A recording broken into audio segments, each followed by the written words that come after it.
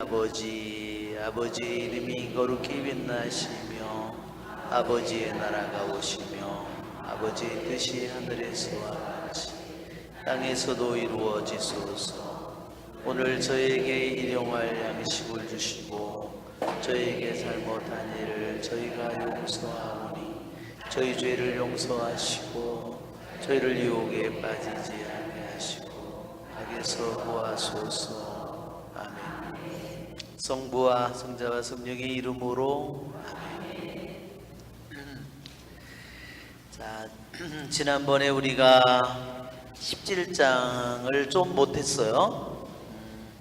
17장 내용을 우리가 다시 한번 그림을 보면 더 상기하기 쉽겠죠. 네, 그 17장에는 북이스라엘의 멸망이죠. 네, 북이스라엘이 마지막 왕은 호세아라고 그랬어요.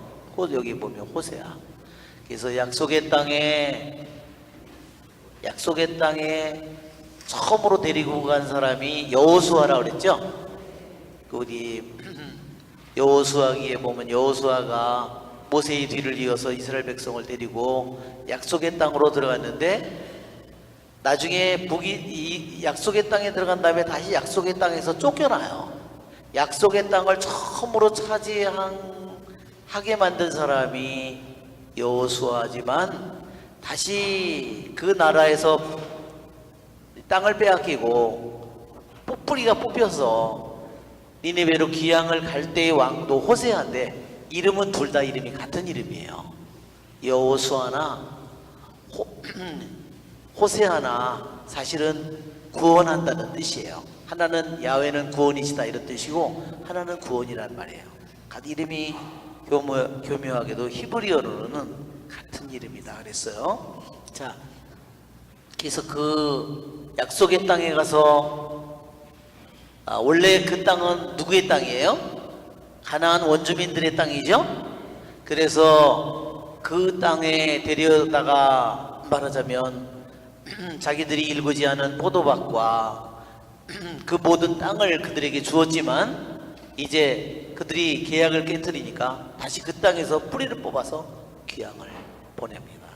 참 하나님은 놀라우신 분입니다. 나중에 다시 데리고 오죠. 예, 참 놀라운 일이 이 성경의 이스라엘의 역사를 통해서 이루어집니다. 자, 우리가 그것이 약 700년 동안 그 약속의 땅에 살았다고 그랬어요.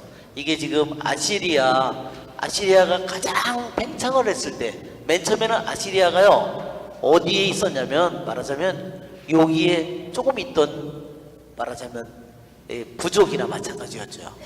그런데 점점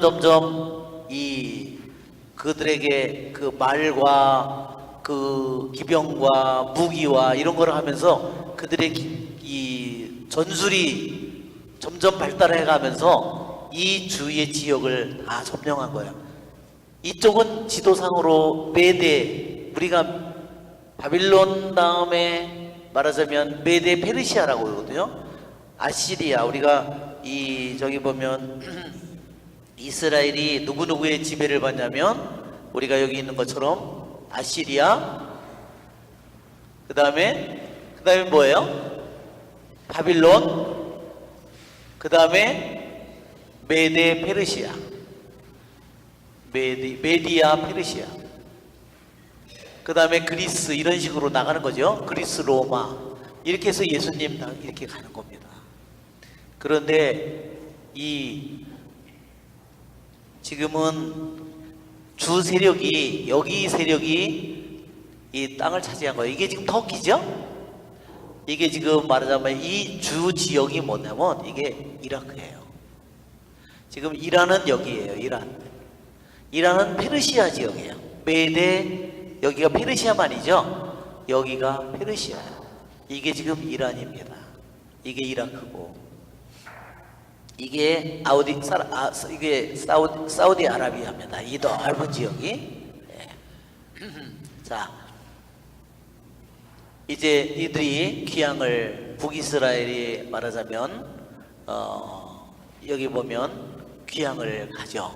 여기 보면 735 BC 735년에 1차로 티글랏 필레셀 3세 때 1차 귀향을 갑니다. 그 다음에 다시 살마네셀 5세 때 다시 귀향을 가고, 나중에 사르곤 2세 때 완전히 북이스라엘이 완전히 없어져 버리는 겁니다. 왜? 거기다가 아예 5민족을 갖다 넣는다 그랬죠. 지난번에 했죠. 그 5 사마리아 여자를 예수님이 요한복음에서 만났을 때 남편이 이미 5 있었다고 그러잖아요. 그것이 역사적인 사마리아의 얘기를 또한 동시에 보여준다는 겁니다.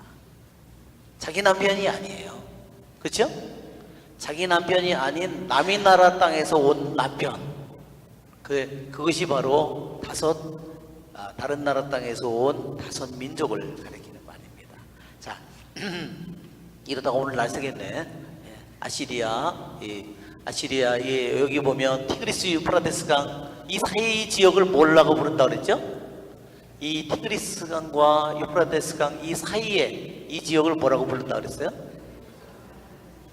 메소포타미아, 비옥한 초생딸이라고 하는 것은 바로 이 전체를 가리키는 지역, 이것을 초생딸같이 생겼기 때문에 이거를 비옥한 초생딸이라고 부르는 지역입니다.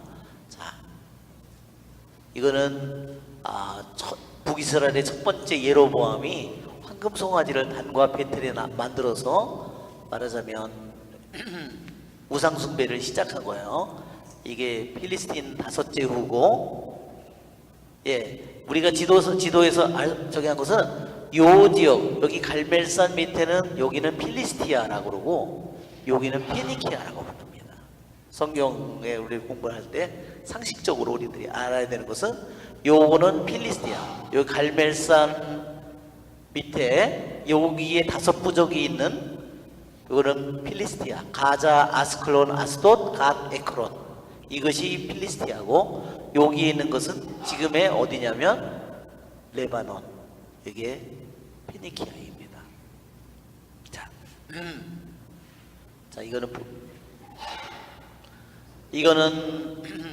홍해고 이거는 페르시아만이죠. 그래서 항상 이 지도를 그릴 때 어떻게 그리라고 했어요? 저기 이렇게 그릴 때 상식적으로 우리들이 그릴 때 이렇게 여기에 보면 여기에 갈멜산이라고 하면 여기가 필리스틴 지역이고 여기 페니키아 지역이에요. 그래서 이거 그릴 때 손가락으로 이렇게 했는데 뒤집으라고 그랬죠? 이렇게 뒤집으면 여기가 길고 여기가 짧아요. 이렇게 이게 바로 이렇게 된 것이, 이래서 이것이 홍해 바다예요. 이게 홍해.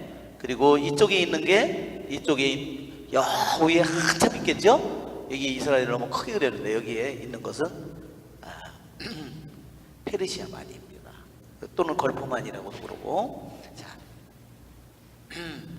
이 그림을 보다가 우상숭배에 관한, 그 다음에 10가지 재앙, 오늘 지금 여기서 10가지 재앙이 나오게 될 겁니다. 자, 이제 우리가 본문을 우리 31절부터 34절부터 읽고, 그들은, 자, 34절, 35절, 36절, 37절 한번 읽어볼까요? 그들은 오늘날까지도 이런 옛 간습을 따라하고 있다. 그들은 주님을 경외하지 않고 주님께서 이스라엘이라 이름 지어주신 야곱 자손들에게 명령하신 규정과 법규와 율법과 계명대로 행하지 않았다. 주님께서는 그들과 계약을 맺으시고 이렇게 명령하셨다. 너희는 다른 신들을 경외해서는 안 된다. 그들을 예배해서도 안 되고 섬겨서도 안 되며 그들에게 제물을 바쳐서도 안 된다. 큰 힘과 뻗은 팔로 너희를 이집트 땅에서 데리고 올라온 주님만 경외하고 예배하며 그에게만 제물을 바쳐라. 주님이 너희에게 써준 규정과 법규와 율법과 계명들을 언제나 준수하여 지키고 다른 신들을 경외해서는 안 된다. 내가 너희와 맺은 계약을 잊어서는 안 된다. 다른 신들을 경외해서는 안 된다. 주 너희 하느님만 경외해야 한다. 그러면 주님이 너희를 모든 원수의 손에서 건져 줄 것이다. 그러나 그들은 이 말씀을 듣지 않고 자기들의 옛 관습만 지켰다. 이처럼 이 민족들은 주님을 경외하면서도 그들이 새겨 만든 우상들을 함께 섬겼다. 그들의 자손과 그 대대 자손들도 오늘날까지 자기 조상들이 한 짓을 따라 그대로 하고 있다. 네, 이 부분은 우리들이 17장의 제목을 보면 17장의 제목은 뭐예요? 이스라엘의 마지막 임금 호세아. 예. 그래서 이 아시리아 대군이 이 북이스라엘을 쳐들어와 가지고 포위를 몇 년 했다고 그랬어요? 포위를 3년 했다고 그랬어요. 포위를 3년. 예, 첫 번째 우리가 이 지도에 우리가 보면 먼저 나온 것이 뭐냐면 맨 앞으로 가면 우리가 맨 앞으로 가면 이거 말고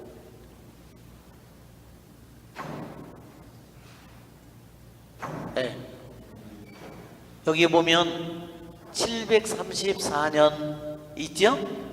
이게 이미 15장에서 열왕기 하권 15장에서 이미 이 티글랏 필레셀이 대군을 이끌고 먼저 북이스라엘을 쳤어요. 왜?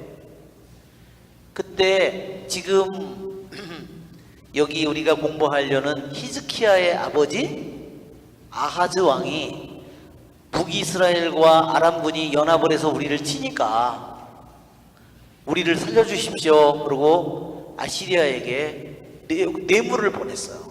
그러는 바람에 아시리아가 아람을 치고 북이스라엘을 쳤어요. 그래가지고 1차 귀향이 BC 734년에 여기에 1차 그들이 침공을 당했는데 약 10년 후에 다시 그들이 완전히 722년에 멸망하게 되는 겁니다. 살마나셀은 이때 와가지고요 724년 729년이라고 되어 있는데 이게 잘못되어 있어요. 722년이에요 여기가 22년 3년 동안 포위했으니까. 살마나셀 5세가 포위는 시작했지만요 10년 후에 이렇게 1차 귀향을 북이스라엘의 북쪽에 있는 지파들은 다 끌려갔어요. 갈릴리 지파라든지 단 뭐 이런 납달리 지파 뭐 이런 지파들은 다 말하자면 귀향을 간 거죠. 나머지는 다시 10년 후에 살마나셀이 다시 공격을 해온 거예요. 그랬는데 공격을 하는 포위를 한 상태에서 살마나셀이 죽었어요. 그리고 자기 밑에 있던 장군이 사르곤이에요. 사르곤이 왕위에 올랐어요. 그래서 사르곤이 이 사마리아를 3년 만에 함락시켰습니다. 한번 우리들이 3년 동안을 포위됐을 때 얼마나 처참했을까 상상도 할 수가 없을 겁니다. 정말. 그렇지만 성경에 대해서는 거기에 대해서 기록하지 않습니다. 그렇죠? 거기에 대해서는 관심이 없어요. 왜 멸망했는가를, 왜 하나님께서 그들을 보호하는 당신의 손길을 왜 거두셨는가, 왜 당신의 얼굴을 비추어 주시면 그 빛이 얼굴에 당신 영광의 빛이 그들을 지켜주었을 텐데 왜 당신이 얼굴을 감추었는가, 그것에 대해서만 얘기합니다. 그래서 17장을 뭐라고 그랬어요? 북이스라엘의 멸망의 신학적인 이유, 신학적인 하느님의 뜻이 뭔가 그거를 밝히는 거라고 했습니다. 정말 우리들이 이미 공부를 했지만 북이스라엘이 멸망한 가장 커다란 이유는 뭐예요? 하느님과 맺은 계약을 깨트린 겁니다. 그 계약 중에서 가장 중요한 계약은 몇째 계명인가요? 예? 제1계명이죠? 하나이신 하느님을 흠숭하라는 제1계명을 어긴 거예요. 이 계약은 언제 맺어졌나요? 모세가 시나이 산에서 이스라엘 백성을 끌고 와서 시나이 산에서 계약이 맺어진 겁니다.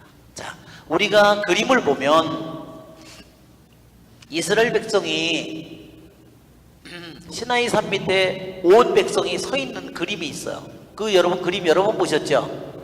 그 그림을 왜 자주 보여주냐면 그것은 하느님과 이스라엘 백성이 아브라함과도 계약을 맺은 것이 계속 이어지는 거죠. 예. 그 계약이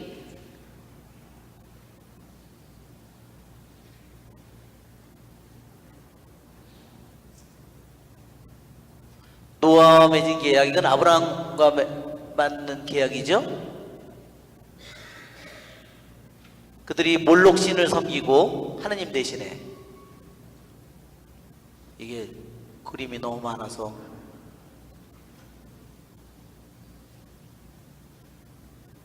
이게 모세가 여기 나오죠. 이게 시나이산 밑에서 이스라엘이 계약의 기회를 중심으로 그들이 이 산, 시나이산이 구름으로 덮여 있죠. 저 구름은 뭐를 의미하냐면 야훼의 하느님의 영광을 가리킵니다. 즉 하느님의 현존을 의미하는 거예요. 하느님의 현존은 구름이잖아요. 구름의 의미는 한편으로 하느님이 여기 계심을 보여주기도 하지만 또 한편으로 감추는 거예요. 그렇죠? 구름은 분명히 뭔가 거기에 천둥 번개 우르 막 거기서 막 소리가 나지만, 그런데 하느님은 당신의 모습을 보여주지 않아요. 한편으로 보여주고 한편으로 감추는 겁니다.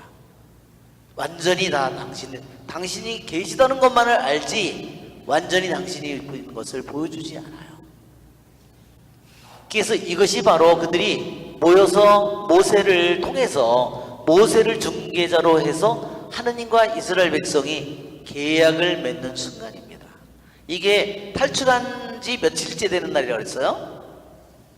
예, 공부하신 분들은, 그러니까 이게 에집트에서 그 문설주에다가 양을 잡아서 피를 발랐죠. 그날 밤에 탈출하잖아요. 탈출한 지 이날이요, 세약을 맺는 날이 50일째 되는 날이에요. 그래서 이 날이 무슨 날이라고 그래요? 이 날을 오순절이라고 부르는 거예요. 이 바로 오순절이라고 하는 것은 바로 탈출한 날로부터 50일째 되는 날, 50일이라는 의미는 이런 뜻을 가지고 있습니다. 7 곱하기 7은 뭐예요? 49일이죠? 그 다음에 오는 날. 그러니까 그게 50일째예요. 7 곱하기 7하고 그 다음에 오는 날. 7이 7번 겹친 거, 즉 이것도 완전수, 이것도 완전수, 완전하고 완전한 것입니다. 그러고서 온 날, 바로 그것이 바로 하느님과 이스라엘 백성이 계약을 맺은 날이에요.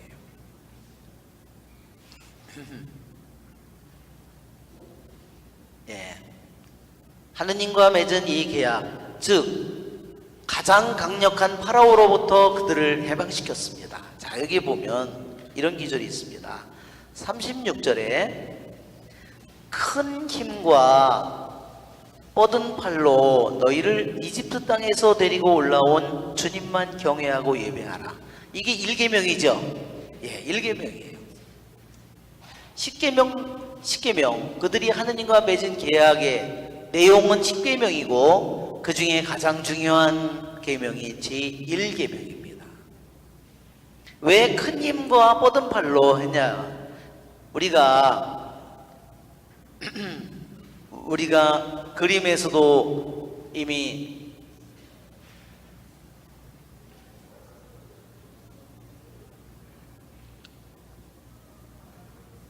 맨 뒤쪽으로 갈 건데 뒤쪽에, 예, 거기 보면, 예, 모세가 이렇게 모세에게 10가지 재앙을 에집트에 내릴 때 첫 번째 재앙 내렸다고 파라오가 굴복해요?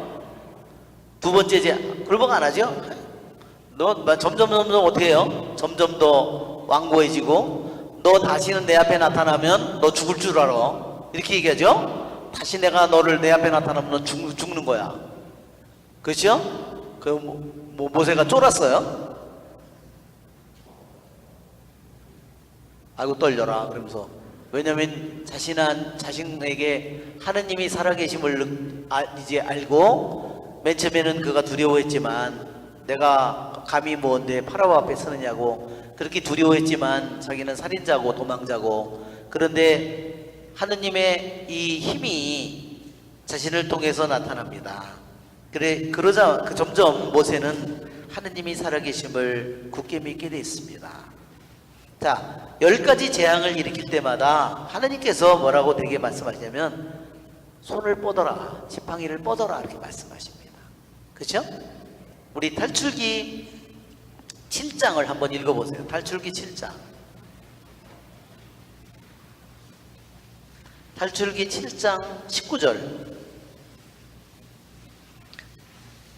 첫 번째 재앙이 나일강 물을 피로 변하게 만드는 거잖아요. 그렇죠? 자, 주님께서 모세에게 말씀하셨다. 너는 아론에게 지팡이를 잡고 이집트에 있는 물, 강과 운하와 그 밖에 물이 갠 모든 곳 위로 손을 뻗으라고 말하여라. 손을 뻗어라. 그렇게 얘기하면 어떻게 돼요? 그러면 그 물이 피로 변하는 겁니다. 자, 두 번째는 8장 1절을 볼까요? 자, 주님께서 모세에게 말씀하셨다. 너는 아론에게 지팡이를 든 손을 강과 운하와 너비로 뻗어 개구리들을 이집트 땅 위로 올라오게 하라고 하여라. 아론이 이집트의 무리로 손을 뻗자. 예, 손을 뻗죠? 여기에 나오는 큰 힘과 뻗은 팔을 의미하는 겁니다. 자, 이것이 8장 12절에는 모기가, 지금은 개구리가 올라오는 게 아니고 8장 12절에는 모기가, 9장 22절에는 우박이, 10장 12절에는 메뚜기, 10장 21절에는 어둠이, 그 다음에 바다를 건너갈 때, 홍해바다를 건너갈 때는 14장 16절입니다. 손을 뻗으라고 말합니다. 팔을 뻗으라고 얘기합니다.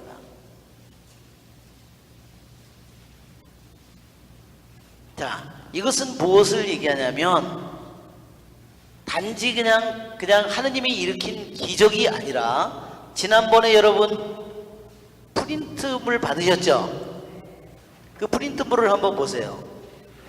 지난번에 프린터물 아마 한글 여기에 있어요. 못 받으신 분들일 수도 있을지도 모르는데 17장의 한글을, 이거 말고 계약 말고 그림이네요. 그림 파일이네. 17장의 그림 파일. 거기에 보면 예, 그거예요. 자, 맨 처음에 하느님께서 강과 운하와 위로 팔을 뻗으라고 그러잖아요. 그때 그 나일강이 피로 변하는 것은 뭐냐면, 하느님이 뻗은 팔은 무엇을 의미하냐면요, 이집트에 신이 있어요. 그 신은 뭐냐면 나일강의 신이에요. 나일강의 신의 이름이요 하피예요. 또는 아피스라고도 하고, 또 나일강에는 여신도 있어요. 남신도 있고 여신도 있는데, 나일강이 진짜 신이라면 하느님께서 그 강물을 서서 피로 만들었으면 나일강의 신이면 다시 피를 물로 만들어야지. 그렇죠? 그러니까 하느님께서 나일강물을 손을 뻗어서 피로 만든 것은, 나일강이 피로 변하면 농사를 뭘로 져요? 아무것도, 먹을 물도 없고 농사질 것도 아무것도 없습니다. 완전히 멸망이죠. 즉 이것은 뭐에 대한 심판이냐면 이집트의 거짓 신에 대한 심판이에요. 너는 가짜다 그 말이에요. 이집트 신 너는 가짜다. 두 번째로 개구리가 올라오게 하잖아요. 이집트에는 무슨 신이냐면요, 머리가 개구리예요. 신인데 그 신의 이름이 헤켓이에요. 헤켓. 그것은 탄생의 여신이에요.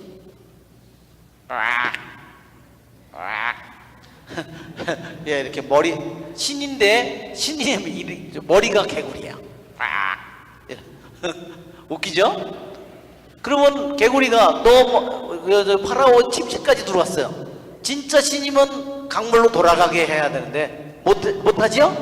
그러니까 헤켓이라는 탄생의 신, 이 신은 가짜라는 겁니다. 세 번째, 등에 모기, 이런 사막의 신 셋, 또 여기에 보면 여기는 태양의 신 또는 파리의 신 다 가짜라는 거예요. 또 여기 보면 가축을 죽이잖아요. 가축의 신이 있어요. 황소 머리를 가진 신이 있어요. 그게 핫솔이에요. 핫솔. 숫소의 신은 아피스고요. 비옥의 상징의 신은 아피스예요. 그러면 이 가축이 병들었으니까 가축 신이면 네가 가축에 전부 다 다스리는 신이면 네가 다 살려내보라는 거예요. 하나도 못 살리죠? 다 쓰러져 죽습니다. 그런데 이스라엘이 머물고 있는 그 땅은, 고센 땅은 어때요? 가축들이 멀쩡해요. 자, 여기에 보면 그래서 하나하나가 마찬가지입니다. 하늘의 신 우박을 쏟아붓습니다. 나머지 있는 그동안 나머지 살아있는 것마저도 우박이 다 부숴버립니다. 진짜 하늘의 신이면 우박을 막아보라는 거예요. 정말로 농작물의 신이면, 스톰의 신이면, 폭풍우의 신이면, 비옥의 신이면 한번 네가 한번 살려봐라. 넛신, 오시리스 신 네가 한번 살려봐라. 하늘의 신, 농작물의 신, 풍요의 신이면 메뚜기를 한번 막아봐라. 아무것도 막지 못합니다. 여기서 다시 태양신은, 어둠은 뭐를 의미하면요, 태양신 레 또는 라라고 하는 태양신이 가짜라는 것을 얘기하는 겁니다. 진짜 태양신이면 네가 네 얼굴을 보여봐. 3일 밤낮 동안 해가 안 나타나잖아요. 그러니까 이 10가지 재앙은 다 하나같이 뭐냐, 그 전까지는 유대인들은 어땠어요? 파라오 밑에 파라오의 상대조차 할 수 없어요. 몇 명이 도망가면 금방 잡혀오겠지. 왜? 자기네들은 발로 도망가지만 기병이 있는데 병거를 타고 그들이 쫓아와서, 그쵸? 무기도 없고 금방 잡히죠. 자기네들이 파라오를 대적한다는 것은 상상도 할 수 없는 일이에요. 그러나 하느님께서는 10가지 재앙을 통해서 뭐예요? 에집트에, 그들이 두려워하던 에집트의 모든 신들, 강물의 신, 가축의 신, 하늘의 신, 태양의 신, 수없이 많은 그 모든 신들이, 그렇게 두려워하고 그들이 노예로서 살던 그 모든, 자기네들이 두려워했던 모든 신들이 파라오까지도 아무것도 아니라는 것을, 거짓신이라는 것을 보여준 겁니다. 그게 바로 여기에 나오는 큰 힘과 뻗은 팔로 너희를 이집트 땅에선 데리고 올라온 주님. 그러니까 주님이 어때요? 파라오와 비교가 돼야 안 돼요? 에집트의 신과 비교가 돼야 안 돼요? 그런 상태에서 그들이 정말로 주님만이 살아계신 하느님이구나. 그래서 시나이 산에서 그들이 계약을 맺은 거예요. 그런데 그 계약을 짓밟는데, 그리고 뭐를 섬겨요? 오히려 가나안의 신들을 섬겨요. 그러니 죽어 싼 거예요. 그래서 그 나라에서 뿌리채 뽑혀서 귀향을 가는 게 맞는 겁니다. 그래서 자기의 포도밭, 자기의 무화과, 자기의 땅, 자기의 가족, 자손, 모든 것을 잃고 그들이 귀향을 가는 겁니다. 우리는 성경이 왜 계약이라는 말로 맺어졌는지, 시나이 산에서 그들이, 이 시나이산에 구름이 하늘이 여기에 있고, 이것은 바로 하느님을 의미합니다. 하느님의 영광. 하느님의 영광이라는 말은 다른 말로 그분이 숨겨져 있는, 보이지 않는 하느님께서 당신이 살아계심을 드러내는 것, 그것을 영광이라고 그래요. 당신의 현존을 드러내는 것. 감춰져 있던 그분이 당신의 영광을 드러내는, 그러면서 여기에서 어때요? 이것을 뭐냐면 빛나는 구름이라고 해요. 한편으로는 구름이니까 뭔가를 가리는데 한편으로는 빛이 나요. 이 구름이 어둠과 빛이 같이 있는 거예요. 자, 여 밑에 있는 백성들은 이스라엘 백성이잖아요. 이스라엘 백성과 계약을 맺는다. 버릿.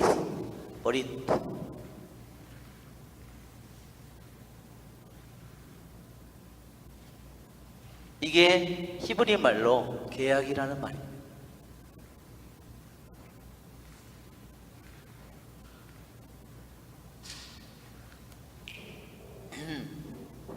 왜 북이스라엘이 멸망했는가를 잘 지켜봐야 우리는 내 자신이, 우리 집안이 멸망하지 않을 수 있다는 겁니다. 북이스라엘이 멸망하는 것을 보고서도 남이스라엘이 정신을 못 차렸기 때문에 남쪽도 바빌론으로 귀향을 갔습니다. 그렇죠? 북이스라엘과 남쪽의 유다가 귀향 가는 이 모습을 보면서 내 자신이 배우지 못한다면 나도 똑같은 북이스라엘과 남유다의 그러한 백성의 그러한 모습을 우리도 똑같이 그 길을 걸어가게 될 거라는 겁니다. 자, 큰 힘과 뻗은 팔로는 무엇을 의미하냐면요, 하느님의 힘이, 그래서 교부들은 그렇게 얘기했어요. 왜 여기에 보면 우리가 그 저기 그림에 보면 모세가 이 시나이 산으로 가는 도중에 그 싸움이, 르피딤에서 싸움이 벌어지죠? 그 아말렉 쪽이 뒤에서 막 공격을 해가지고 아말렉 쪽과 싸움을 합니다. 이게 받치고 있는 사람이 누구예요? 여호수아하고요, 한 사람은 후르예요. 우리가 후르는 뭐냐면 벤허라고 그러죠. 벤허. 그 벤허가, 벤은 아들이라는 뜻이에요. 벤 아들이라는 뜻이고, 이 이름은 허예요. 허장강 허신지 무슨 허신지는 몰라요. 하여튼 이름이 허예요. 허의 아들이에요. 거기에 나온 사람이, 한 사람은 여호수아고요, 한 사람은 우리가 후르라고, 영어로는 허라고 읽지만 이게 후르예요. 자, 왜 하나님께서도 모세와 아론에게 손을 뻗어라, 지팡이를 뻗어라 그렇게 얘기하고, 또한 이 르피딤에서 이 아말렉 쪽과 싸울 때도, 에집트에서 탈출해서 시나이 산으로 가는 도중에 있는 광야에 살던 아말렉 쪽과 싸움을 하는데 밑에서는 이스라엘 그 백성이 아말렉 쪽과 싸움을 하는데, 모세가 이렇게 팔을 들고 있는데, 팔을 내리면 어떻게 돼요? 자기네들이 지고, 올리면 이기고, 나중에 그래서 돌을 가서 받치고 앉고 두 팔을 들고 있는 거죠. 저것은 우리들에게 구원의 모습을 우리들에게 보여주는 겁니다. 우리들의 기도의 힘이 약해지면 우리들이 패배한다는 겁니다. 왜냐? 뻗은 팔이라고 하는 것은 무엇을 여기는 것처럼 여기서 그들에게 끊임없이 보여준 거예요. 탈출기를 통해서 팔을 뻗어라. 그 뭐냐면 우리들이 이렇게 있으면 별로 안 나타나는데, 팔을 이렇게 뻗을 때 하느님의 숨겨진 당신의 모습이 어느 순간에 당신의 힘, 언제나 살아계신 분이지만 팔을 뻗을 때 그 힘이 뻗어나가오는 것을 우리들이 그것을 깨닫도록 하는 겁니다. 그래서 여기서도, 그래서 미사할 때도 우리들이 미사할 때 어떻게 해요?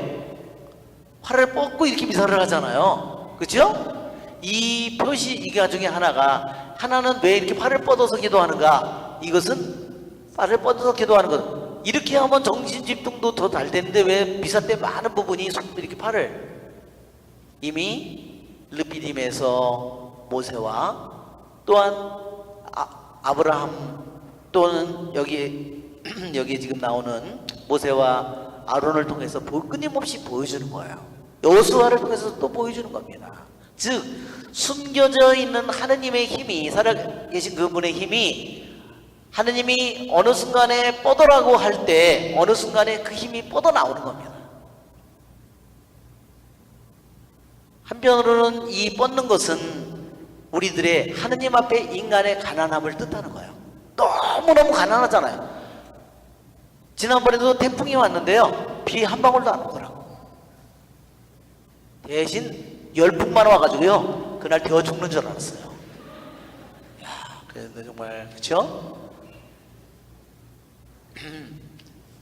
하느님께서 권능을 가지신 그분이 우리들에게 힘이 어떻게 뻗어나오는지 바로 그래서 교부들은 그렇게 얘기했어요. 바로 우리들 안에 있는 그 힘이 팔을 통해서 그 다음에 손가락을 통해서 성령의 이름이 뭐예요? 하느님 아버지의 오른손가락. 성령의 이미 내가 마귀를 쫓아내고 있다면 이미 하느님의 나라가 이미 여러분에게 온 거라고 그러죠? 그런데 원래 그 기절은 뭐라고 그러냐면 하느님의 손가락이 이미 너희에게 와 있는 걸 알았어요. 성령이 와 있는 것을 갖다가 뭐라 그러냐면 성령을 하느님의 손가락이라고 표현했어요. 즉 그것은 뭐냐면요, 하느님이 우리들의 온몸이라고 한다면 예수님을 통해서 보이지 않는 하느님께서 예수님이라는 몸을 통해서 육신을 가지고 온 예수님을 통해서 그것이 바로 예수님은 팔을 우리들에게 팔을 의미하는 거예요. 팔. 하느님은 보이지 않는 분인데 예수님은 육신을 가지고 오셨잖아요. 그것이 바로 힘이 보이지 않는 힘이 육신이라고 하는 예수님의 육신을 통해서 나타나고 그 힘이 누구를 통해서 손가락 성령을 통해서 뻗어나온다는 겁니다. 그래서 교부들은 우리들의 이 몸을 하느님 아버지라고 표현하고 이 팔은 예수님이라고 얘기하고 손가락은 누구라고? 성령이라고 표현한 거예요. 왜 그렇게 표현했는지 의미를 아셔야 돼요. 그러면 하느님 아버지 온몸과 팔과 손가락은 하나죠?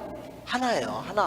하나이면서도 왜 그렇게 표현했는가? 하느님의 힘이 어떻게 육신을 지닌 예수님을 통해서 성령을 통해서 어떻게 그것이 드디어 감춰져 있는 그 힘이 표명되어 그 역사가 이루어지는지 그것을 얘기하기 위해서 교부들이 이렇게 설명한 겁니다. 정말 저도 그 설명을 생각하면 소름이 끼쳐요. 정말 하느님 아버지와 보이지 않는 하나님 아버지와 육신을 가지고 온 예수님과 성령을 통해서 그렇죠? 구원의 은총이 실성사나 구원의 은총이 그것을 통해서 성령을 통해서 이루어지는 것을 이렇게 표현한 겁니다. 자, 큰 힘과 뻗은 발로 그래서 우리는 이것을 언제나 우리들의 마음속에 새겨야 돼요. 손을 뻗어라. 그렇죠? 네. 당신이 직접 할 수 있는데 바로 모세와 아론을 통해서 그 일을 하셨어요. 바로 그 일을 모세를 통해서 또한 여호수아와 후르를 통해서 이 일을 하셨습니다. 그것을 바로 우리들 주님을 믿는 우리들이 바로 우리들도 이 팔을 통해서 팔을 뻗고 우리들이 기도를 함으로써 우리들이 힘을 하느님의 힘을 얻을 수 있다는 것을 우리에게 가르쳐 주시는 겁니다. 큰 힘과 뻗은 팔 바로 그것이 에집트의 파라오와 에집트의 모든 거짓 신들을 심판한 하느님의 살아계신 능력을 의미합니다. 그래서 원래는 이 뻗은 팔이라는 말은요 팔도 되고요 이 히브리 말로는 소로와 그래가지고요 어깨도 의미하는 말이에요. 어깨와 이 팔과 그래서 힘이 나오는 거예요. 네, 우리 뭐 옆구리 어떻게 힘 어떻게 할 거예요? 그렇지만 이 어깨나 팔도 이런 데가 다 하나하나가 받쳐주니까 힘이 있는 거죠. 만약에 다치면 어떻게 돼? 힘을 어떻게 돼요? 못 써요. 그 힘이 표명되어 하느님의 힘과 은총과 사랑이 표명되어 나타나는 그러한 것을 표현하는 겁니다. 자, 우리가 이 북이스라엘이 이렇게 하느님과 에집트의 모든 수많은 신, 그들이 그렇게 두려워했던 에집트의 수많은 신들이 다 가짜라는 것을 하느님께서 밝혀주셨죠? 그리고 나서 오직 이 세상에는 유일한 하느님만이 계심을 그들이 알게 되었을 때 시나이 산에서 그들과 계명을 맺었어요. 제일 중요한 계명은 그분을 모든 것 위에 살아계신 그분만을 섬기라는 겁니다. 그런데 그들은 그 계명을 지키지 못했고 오히려 그 지방에 가나안 신, 바알 신, 아스다롯, 몰록 수많은 풍요의 신들을 그들이 섬기면서 주님을 버렸어요. 황금송아지를 섬기고 결국은 그들이 이것이 멸망을 그들에게 가져왔습니다.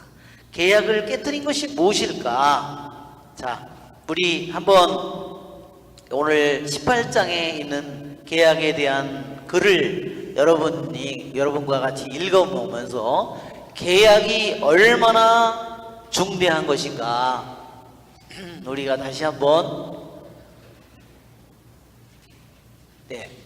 고대 맨 위에 제목서부터 봅시다. 자,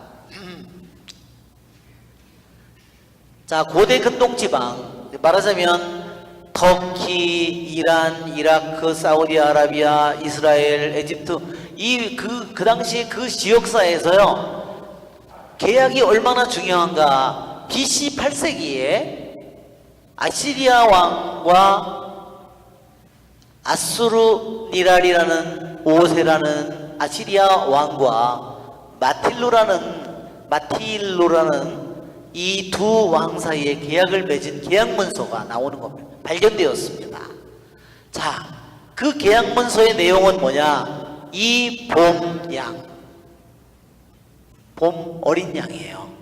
그러니까 봄철에 이제 막 겨울을 지내고 이제 풀도 많이 이제 뜯어먹고 그런 양이겠죠? 자, 그 어린 양을요 우리에서 꺼내오는 겁니다. 계약을 맺을 때 두 왕이 계약을 맺을 때 우리에 가서 그 양을 꺼내와요. 어린 양을 한 마리를 끌고 나오는 겁니다. 그러면 어떻게 되냐? 그것은 제사를 지내기 위한 것도 아니고 잔치를 벌이려고 하는 것도 아니고 매매를 위해서 하는 것도 아니고 그것은 왜냐? 아시리아 왕과 마틸로라는 왕 사이에 계약을 맺는데 그 계약의 도장을 뭘로 찍는 거냐면 저 어린 양의 피로 도장을 찍는 거예요. 왜 어린 양의 피로 찍었나? 왜 도장을 찍는 대신에 둘이 옥새를 가져와서 옥새로 찍으면 되는데 왜 어린 양으로 찍었을까? 한번 계약을 맺는 장면을 한번 보세요. 어떤가? 자, 만일 마틸로라는 왕, 내가 이 조약에 대해서 지금 하느님의 이름으로 맹세한 이 조약에 대해서 내가 조약을 어기게 되면 이 어린 양처럼 너도 이 우리에서 꺼내져 와서 다시는 내 우리로 돌아가지 못할 거다. 다시는 우리로 돌아가지 못할 거라는 건 뭐예요? 죽을 거라는 겁니다. 그리고 너만 죽는 것이 아니라 너만 죽는 것이 아니라 마틸로 너와 함께 내 자식, 내 아들, 내 딸, 내 밑에 있는 관리들 그리고 내 땅에 있는 백성 모두도 영원히 그 나라로 내 나라로 돌아가지 못하리라. 그리고 다시는 내 나라를 보지 못할 거다. 그리고 머리는 뭐예요? 이 어린 양의 머리가 더 이상 아니다.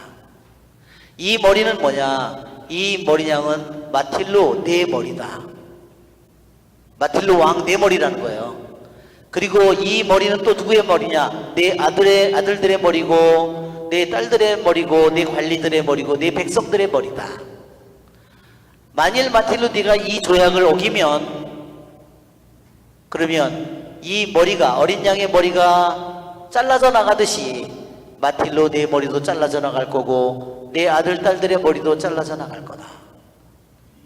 얼마나 무시무시해요, 그죠? 자, 그러면 또 7세기에 발견된 BC 7세기에 발견된 조약을 보면 아시리아와 에살핫돈이라는 이 왕과 맺은 조약을 보면 그 다음에 봉신과 맺은 조약이에요. 자, 어떻게 되냐면 이때는 암양이에요.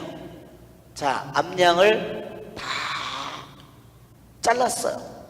다 쪼개가지고 완전히 암양을 칼로 잘라서 완전히 쪼개놓은 거예요. 자, 이 암양이 이제 잘라지고 쪼개져서 이 양의 고기가 내 입속에 놓여져 있는 것처럼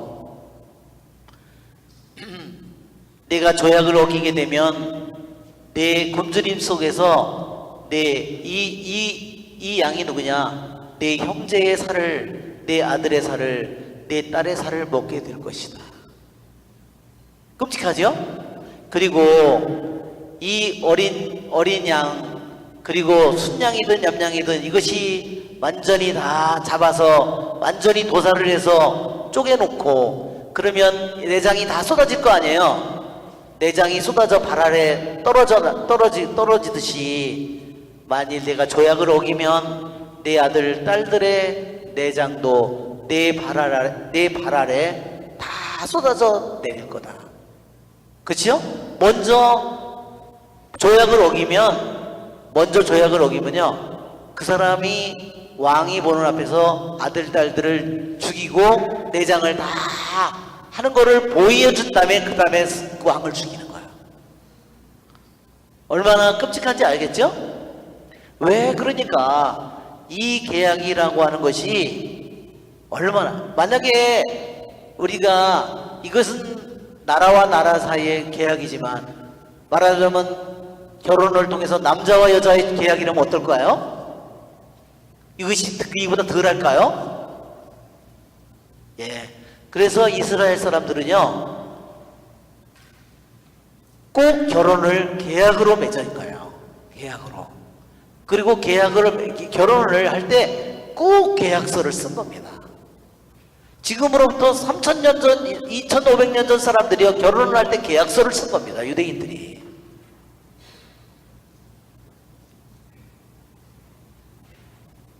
바로 하느님과 우리와의 관계가 이와 같은 중대한 계약의 관계를 맺고 있다는 겁니다.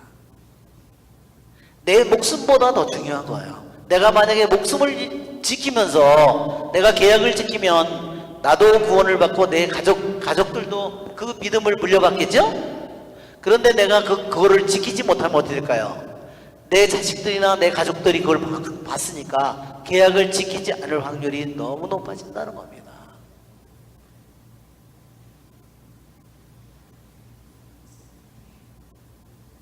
이것이 바로 이스라엘의 역사를 통해서 왜 북이스라엘이 멸망했는가를 계약을 깨뜨리는 것을 통해서 보여주는 겁니다.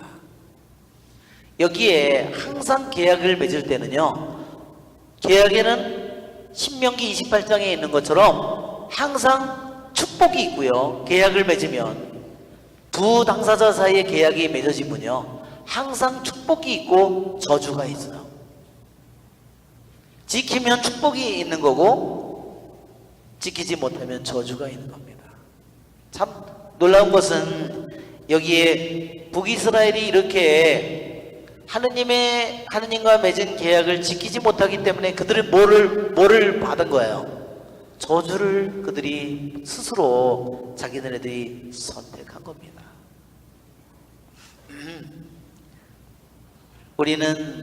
그러기에 우리도 세례를 받을 때 세례를 통해서 우리는 하느님과 계약을 맺었어요. 그렇죠? 네. 우리는 이 계약이 무엇인지를, 이것이 나의 영원 생명이에요. 바로 이것이. 내가 계약을 지키지 못하면 그것은 아무런 희망이 나에게 없는 겁니다.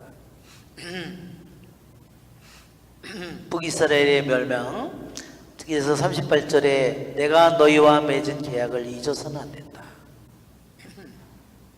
그리고 우리가 신약에서도 맺은 계약이 성체와 성회를 통해서 맺은 계약이죠. 너희는 모두 이것을 받아 마셔라. 이는 새롭고 영원한 계약을, 그렇죠? 예, 그것이 바로 새로운 계약이에요. 누구를 통해서 맺어졌나요?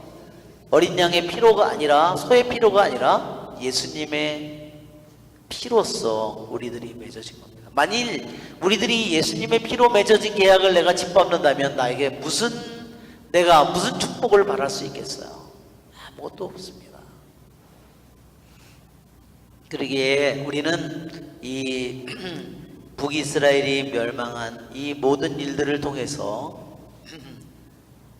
우리들 내 자신의 신앙생활을 또한 새롭게 하고, 또한 우리들이 주님과 맺은 계약을 언제나 우리들이 잘 지키는 그런 사람이 되도록 우리들이 은총을 또한 청해야 되겠습니다. 자, 이제는 우리가 오늘 18장 우리가 하겠습니다.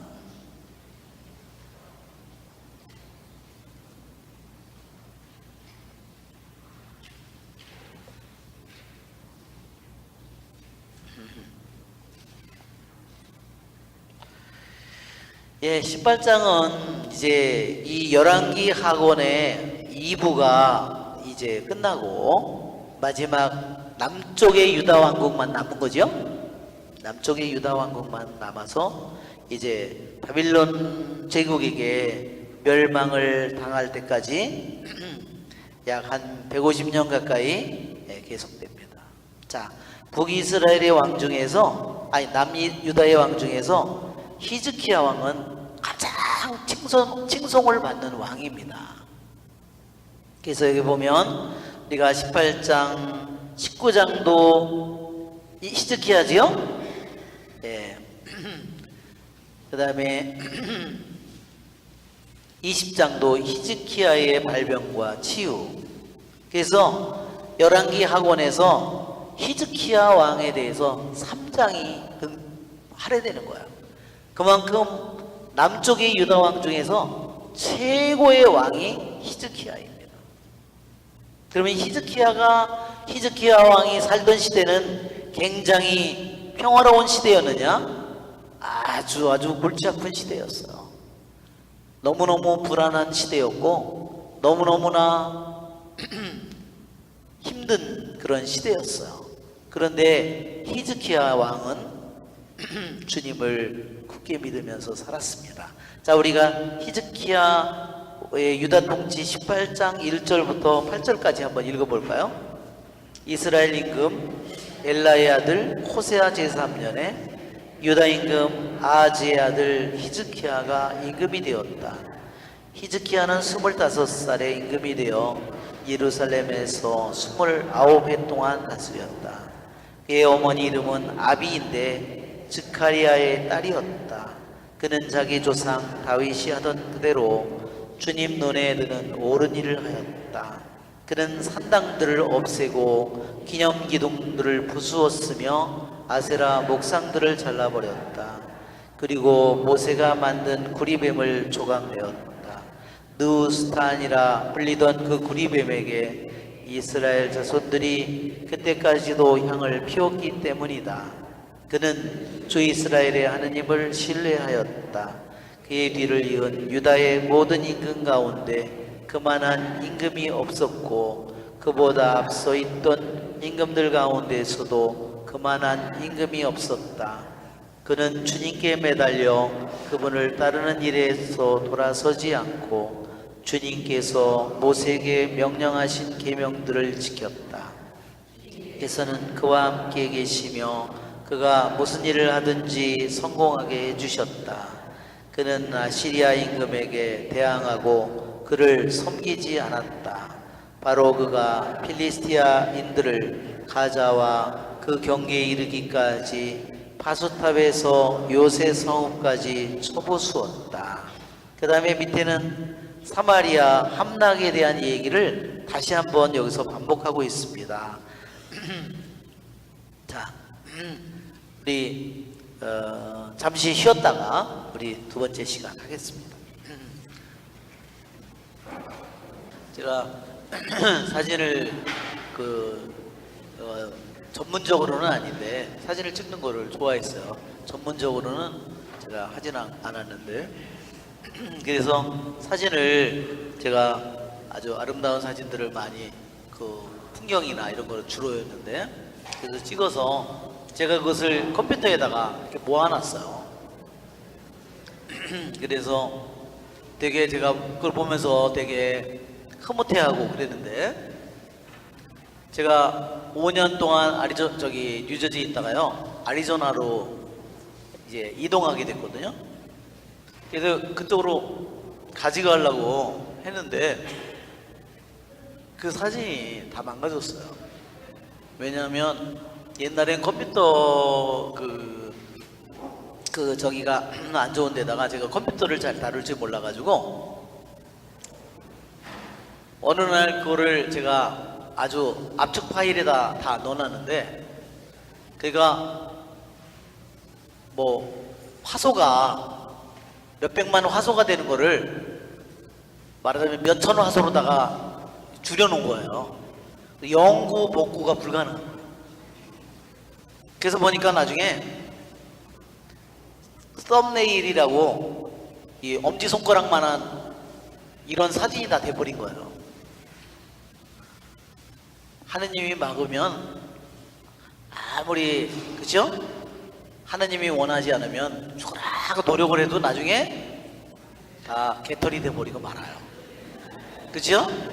그래서 제가 그때 주님이 이거를 하는 거를 원하지 않으셨구나, 제가 그걸 깨달았어요. 그죠?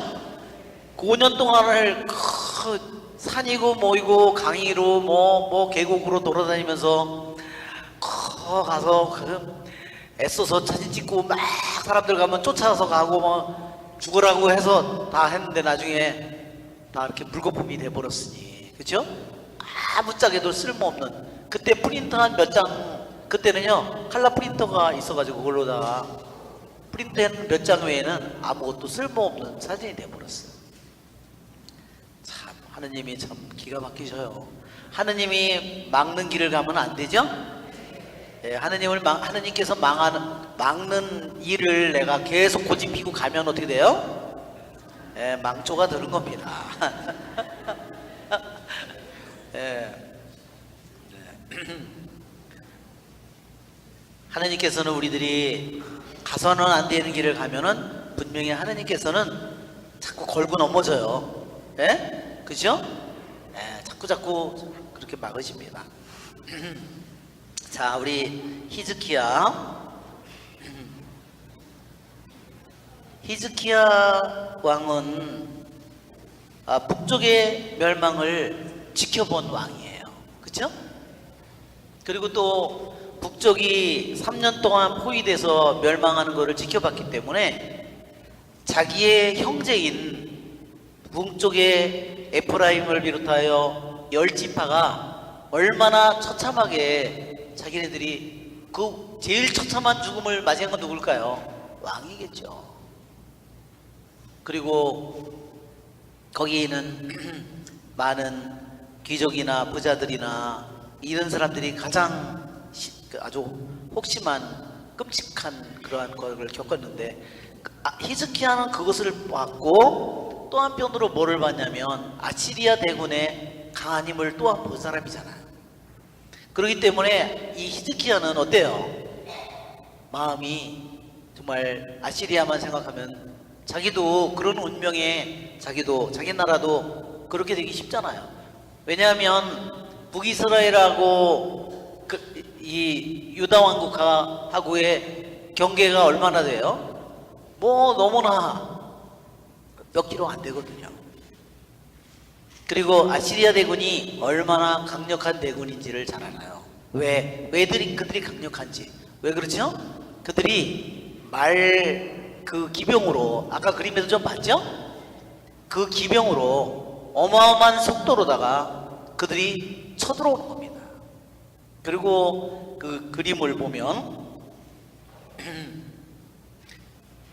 예, 그들이 여기에서 말하자면 여기 있는 이 길이요, 이걸 고속도로라고 합니다. 로마 사람들도요, 이게 해협이 있잖아요. 이게 보츠머스 해협인가, 이게 그래요. 이 해협을 이게 해협이 그러니까 여기를 선으로 그으면 이렇게 된 거죠. 이게요 동방과 서방의 경계선입니다. 어떤 교회를 동방교회라고 그러고 어떤 교회를 서방교회라고 하느냐? 경계선은 이겁니다. 여기가 여기가 바다죠? 아주 해협 굉장히 좁잖아요. 이게 보츠모트 해협인가 그런데 이거를 중심으로 해서 이쪽은 동방이고요. 터키도 동방, 이라크도 동방, 시리아도 동방, 레바논도 동방, 이스라엘도 동방, 이집트도 동방이에요. 그리고 이쪽 너머는 다 뭐냐? 서방이에요. 그리스서부터 로마, 프랑스, 독일, 스위스, 스페인, 이걸 서방이라고 하는 겁니다. 이게 동방서방의 여러분 기준점은 이제 아셨죠? 네. 자, 여기에 이들이 로마 사람들은요, 여기서부터 고속도로를 다 놔가지고요, 이 주로 해변 지역으로 했겠죠? 그래서 고속도로가 이집트까지 놓여 있었던 겁니다. 그러니까 여기에 평야지대이기 때문에 이 니네베에서 이 사람들이 이 강물이 불어나면 배를 태워가지고 말을 건너서 내려와가지고 이를 급습을 한 거예요. 그러니까 집투 경로가 이렇게 된 겁니다. 해안은 평야잖아요. 그러니까 산 쪽으로 오면, 이쪽으로 오면 오기가 너무 힘드니까 이것도 이쪽으로 해서 하면은 너무너무나 말을 타고 기병들이기 때문에 너무나 빠른 속력으로 급습을 할 수가 있어요. 이미 이쪽은 다 이미 점령을 했잖아요. 이쪽은 이미 다 점령한 상태니까 이리 오는데 아무 문제가 없어요. 그런데 이 사람들이 여기 와서 여기서부터 전쟁이 이루어진 겁니다. 여기에 리브나 라기스, 이거는 이미 여기서 유다가 점령해 있어요. 필리스틴 지역을 점령해 있었기 때문에 여기로 와서 여기서부터 전쟁이 이 유다 땅에서부터 유다가 점령한 필리스티안 지역, 그거를 점령하면서부터 밑에서부터 쳐들어온 거예요. 그러니까 위에도 여기도 저기 군이 있잖아요. 이미 점령당한 북이스라엘 군이 있잖아요. 같이 협공을 하는 겁니다. 예루살렘에. 그러면 나중에 히스기야 왕이 자기 아시리아 왕 대군을 이끌고 라기스까지 왔을 때요, 여기서 몇 킬로나 되느냐? 한 40km, 50km밖에 안 되는, 거기까지 아시리아 대군이 왔으니 한번 생각해 보세요. 얼마나, 한두 명도 아니고 자기네들이 병력으로 뭐 무기가 뛰어난 것도 아니고 군대가 훨씬 많은 것도 아니고 말과 기병이 있는 것도 아니고, 여기는 예루살렘은 어때요? 이거는 완전히 강원도 산꼭대기 같은 지역이거든요. 그러니 말 타고 갔다가는 자기네들 거꾸로 박히기가 딱 십상이죠. 그 높은 데서 어떻게 말을 탈 거예요, 그죠? 이게 히즈키야 왕이 되었을 때 자기가 처한 상황이에요. 자기 아버지는 어땠죠? 자기 아버지 아하즈는요, 아시리아 대군에게 요청을 해서 북이스라엘을 치고 그 다음에 아람군을 쳐달라고 공물을 보낸 사람이 히즈키야의 아버지예요. 그러니까 히즈키야하고 아버지 아하즈하고는 너무너무나 천지 차이예요. 참 희한한 일이야, 희한한 일. 그죠? 그래서 유대인들은 뭐라고 그랬냐면 이 어머니가 훌륭했다는 거예요. 히즈키야 왕의 아버지는 아주 악한 왕이지만 이 히즈키야의 어머니는, 여기 누구의 딸이라고 그랬어요? 예, 어머니의 이름은 아비인데 스카리아의 딸이다. 사제의 딸이었어요. 사제 집안의 딸이었어요. 그러니까 교육을 정말로 잘 받은 거예요. 히즈키야를 사실 만든 것은 누구냐? 어머니나 다름없는 거예요. 이게 이 성경 속에서 다 명확하게 나와 있지 않지만 그것은 분명히 어머니의 영향이라는 겁니다. 자, 한번 보세요. 아하즈가 어떻게 살았나? 자기 아버지 왕이 16장을 한번 보세요. 아하즈의 유다 통치. 아하즈는 5절을 보세요. 아람 임금 르친과 이스라엘 임금 르마의 아들 베카가 예루살렘을 치러 올라와 아하즈를 포위하였지만 정복하지는 못했다. 그 그러니까 7절에 아즈는 아시리아 임금 티글랏 피레셀에게 사신을 보내어 저는 임금의 종이며 아들입니다. 저를 공격하고 있는 아람 임금 이스라엘 임금의 손아귀에서 저를 구해 주십시오. 아하즈는 그러면서 주님의 집 왕궁 창고에 있는 은과 금을 거두 아시리아 임금의 선물로 보냈다. 예, 10절을 보면 그 다음에 아하즈 임금은 무슨 짓을 했냐면 거기까지도 뭐 괜찮다고 볼 수 있지만 10절에 보면 아하즈 임금은 아시리아 임금이 북이스라엘과 아람을 점령했거든요. 시리아에 아시리아 임금이 내려와 있었어요. 다마스커스에.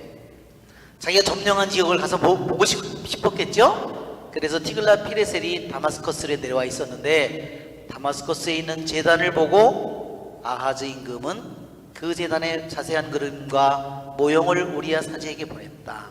그래서 우리야 사제는 제단을 세웠다. 아하즈 임금이 다마스커스에서 보내온 것에 따라 그가 돌아오기 전에 그대로 만들었다. 그러니까 이게 뭐냐면 시리아의 아람의 신전의 제단을 만들고요. 하느님의 솔로몬 성전에 있는 이 제단을 옮겨놓은 거예요. 왜 옮겨놨을까요? 구석에다 갖다 처박은 거죠. 그리고 자기가 만든 제단은 누가 명령해서 만든 거예요? 하느님께서 탈출기에 보면 모세에게 모형 하나하나를 딱 보여줘서 만든 거거든요. 절대로 그거를 임의로 변경하거나 옮길 수 없는 거고 변경할 수 없는 건데 자기가 제단을 만들고 주님의 집에 하느님이 명령해서 만든 제단은 구석에 갖다 처박았어요. 정말 그 아버지 이 아하즈 왕은 미친 거예요. 보면 그렇죠? 아하즈 왕에게는 하느님이 뭘까요? 아무것도 아니에요. 아시리아 왕이 최고죠. 그것이 바로 신앙을 잘못 가진 신앙이 무너지면 이와 같은 모습이 되어버리는 겁니다. 그러면 거기서 자기가 명령하기를 왕이 거기서 번제물과 곡식제물을 바치라고 제단에 피를 제단에 거기다 그 제단에 뿌리라고 청동제단은 딴 곳에 옮겨놨어요.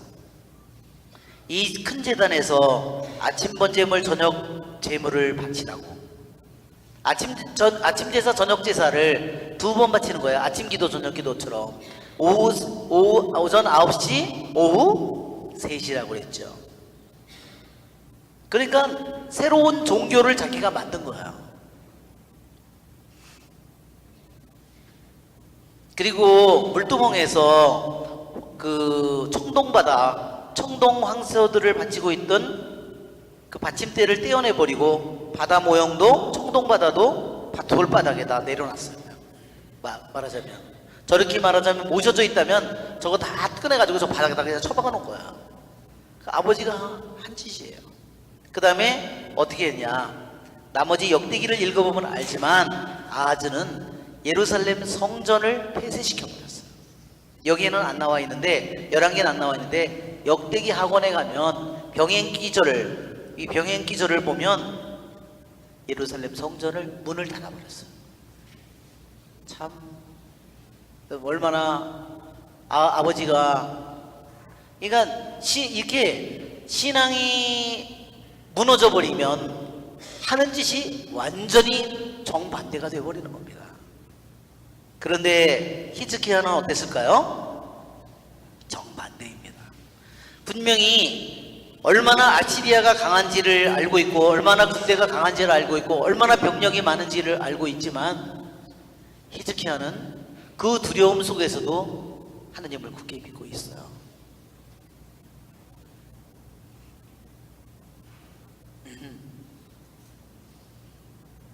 그래서 우리들이 예루살렘 성전, 아버지가 예루살렘 성전을 더럽혀 놓은 만든 그 다마스커스 제단 다 뜯어냈죠. 그렇죠?